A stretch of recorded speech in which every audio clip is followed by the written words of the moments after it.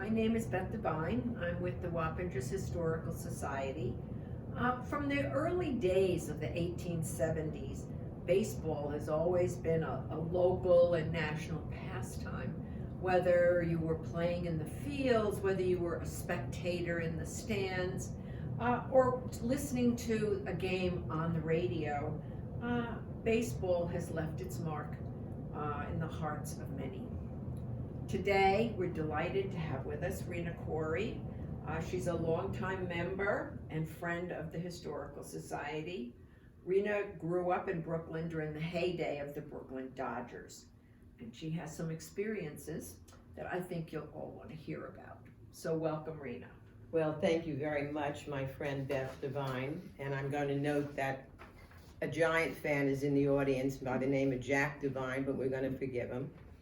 And I want to say I'm really delighted to be here today to talk about the Brooklyn Dodgers, because usually people ask me to stop talking about the Brooklyn Dodgers, so it's going to be my pleasure to do so. So, without further ado, I'm going to stand up and consult a few notes, and I'll get them up here.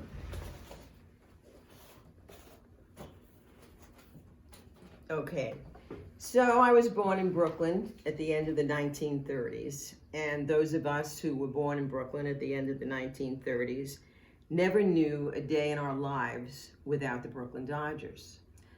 That team was around us from the day we were born, and it's still with me and will be till the day I die.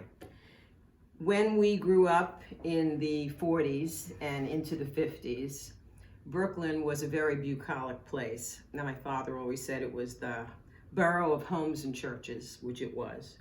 When we moved into our house in East Flatbush, and I looked out my bedroom window, I saw farmer, sheep, tomatoes, and that went on for years until new houses were built. So Brooklyn was a very country-like place, and yet it was a very sophisticated place, because as my t-shirt says, it was a city until the late 1890s, and a fabulous city. It would have been a very large city, and unfortunately it joined the rest of New York. So in those 40s and 50s, we somehow knew we were living in a very golden age in Brooklyn, and it was a special time. And Elliot Walensky wrote a book called When Brooklyn Was the World. Can you see that? Got it? Okay. I have a collection of Brooklyn books, and many of them have a title such as this. Elliot Walensky was the borough historian of Brooklyn. And another great book annotating that time is the late Larry King's book, When You're from Brooklyn, Everything Else is Tokyo. And that is how we felt. There was no place like Brooklyn. There will never be a place like Brooklyn. And when Larry King tells the stories of his life in Brooklyn, he mentions one very salient point which I experienced many times over the years. You could walk down a street in Brooklyn. It was July. The windows were open in every house because there was no air conditioning. And as you walked down the street, you could hear the ball game that was being played at Ebbets Field and never miss a pitch or a strike or a ball, because everybody had the game on and it was all coming out of those windows. And probably when we talk about the Dodgers, one of the things that is most precious to me is the voice that brought those Dodgers to us. And that voice was the voice of Red Barber. Red Barber, his full name was Walter Lanier Barber. But of course, we never knew that until we were probably 30 years old. We always called him Red. And this CD, by the way, I play it every now and then when I long for the sound of his voice. Red Barber was from Mississippi. We were obviously all from Brooklyn. We said things like Spalding instead of Spalding, and we said radiator instead of radiator. And Red Barber had a Mississippi voice a little drawl, and it never dawned on us that there was anything strange in the way he spoke. And this is a voice I heard really from the day I was born until 1950 when he left broadcasting for the Dodgers. He would say, for instance, they're tearing up the pea patch, or there's a rhubarb, which meant there was a big fight on the field, or I'll be a suck-egg mule. And we thought that was a perfectly normal thing. We had heard it from the day we were born. It never struck us that this was a very different accent. He said once that although he didn't have a Brooklyn accent, he had Brooklyn in his heart. And I want to read just a couple of short things. Nobody could describe a game like Red Barber. So this is a famous call from Game 6 of the 1947 World Series. Joe DiMaggio was at bat. And here's Red. Here's the pitch, swung on, belted. It's a long one. Back goes John Frito. Back, back, back, back, back, back. He makes a one-handed catch against the bullpen. Oh, doctor. And that was Red. He would very often end his calls with, oh, doctor. So, Red Barber was so beloved and so much a part of our lives that even when we went to Ebbets Field, many people had a portable radio with them so they could listen to Red calling the game while they watched it in person. And Ebbets Field, this is a quilted piece done by my daughter Annette, and not that they thought I might like this, but she figured right.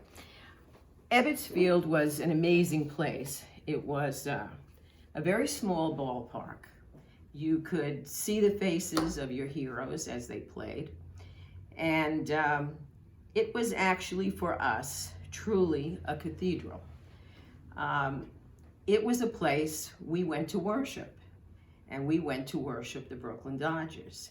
That was our religion.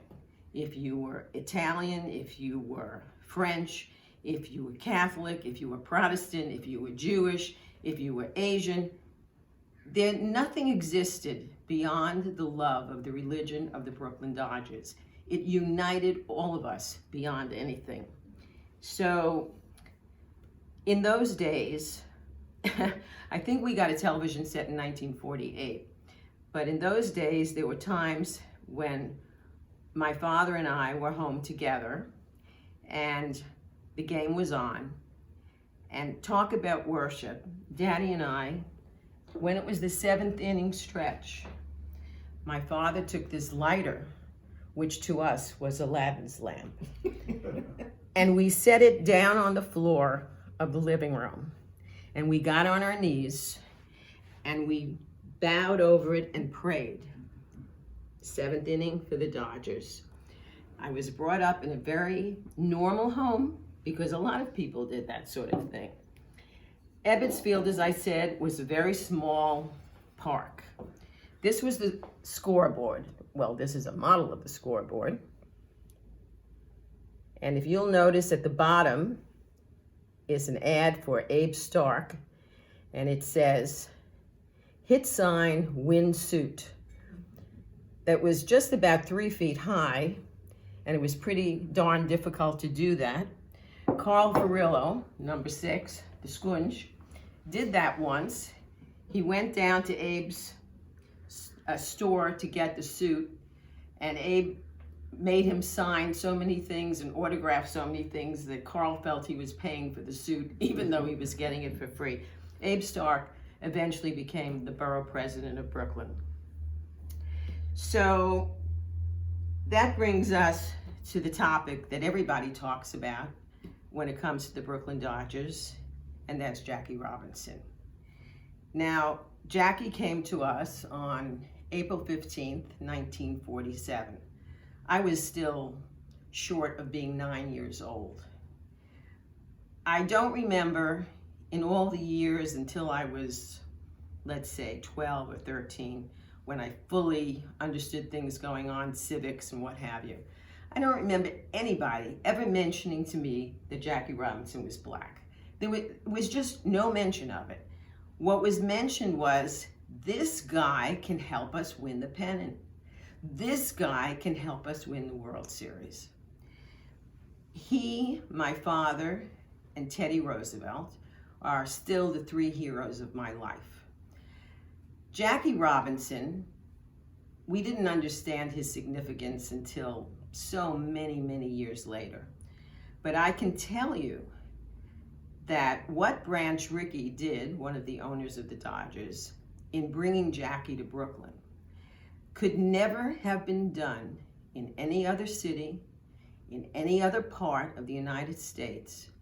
He could never have broken the color line except in Brooklyn, because Brooklynites didn't give a damn as to what anybody looked like, who they were, could they run, could they hit, could they catch, could they be like eventually Sandy Amorose and make that great, do you remember that great catch?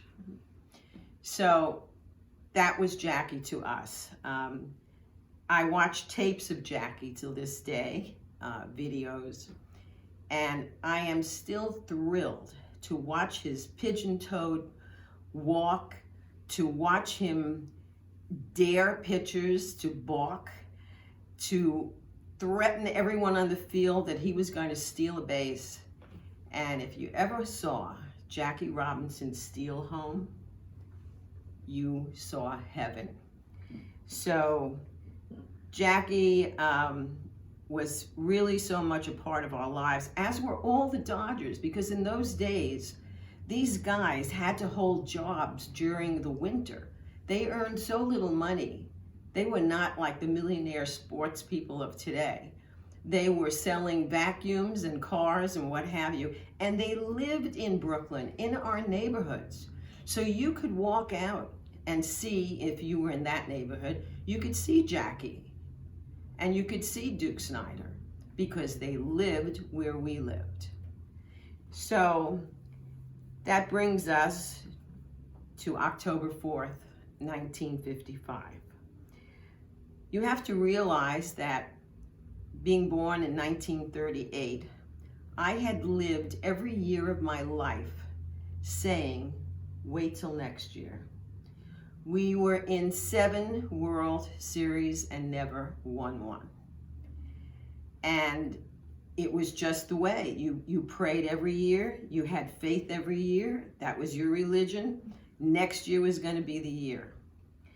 So October 4th, 1955, the Dodgers finally won a World Series. I vaguely remembered at that time the end of World War II. I remembered the street, celebrations, the block parties, the bonfires and what have you on Brooklyn streets. There was never anything to match what happened when the Brooklyn Dodgers won the World Series.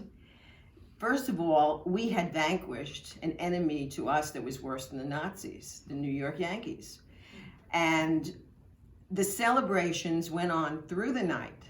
The next day, as you drove around, well, first of all, everybody was in cars honking horns and going crazy, but there was pinstriped effigies hanging from all the lampposts and telephone poles. Dead Yankees hanging by their necks. And in all the restaurants, there were signs that said, serving Yankee bean soup today. And so it went on. So it was the culmination of my young life. I was 17 when they won the World Series, a day that is beyond anything that I can ever have experienced since. My children would like me to say that it was more important giving birth to them, but I really think that it wasn't. So I'm going to read something that Branch Rickey wrote in one of his books. I think it's the Little Blue Book, Branch Rickey's Little Blue Book, which really sums things up. My years in Brooklyn, 1943 to 1950, gave me a new vision of America, Or rather, America gave me a new vision of a part of itself, Brooklyn. They were wonderful years. A community of over 3 million people, proud, hurt, jealous, seeking geographical, social, emotional status as a city apart and alone and sufficient. One could not live for 8 years in Brooklyn and not catch its spirit of devotion to its baseball club, such as no other city in America equaled. Call it loyalty, and so it was. It was a crime against a community of 3 million people to move the Dodgers. Not that the move was unlawful, since people have a right to do as they please with their property. But a baseball club in any city in America is a quasi-public institution. And in Brooklyn, the Dodgers were public without the quasi. Not even a succeeding generation could forget or forgive the removal of the Dodgers to California. Oh my, what a team they were. Thank you. Oh, Rena, that was wonderful. Thank you so much for Thank you. sharing all of Thank that you. with us.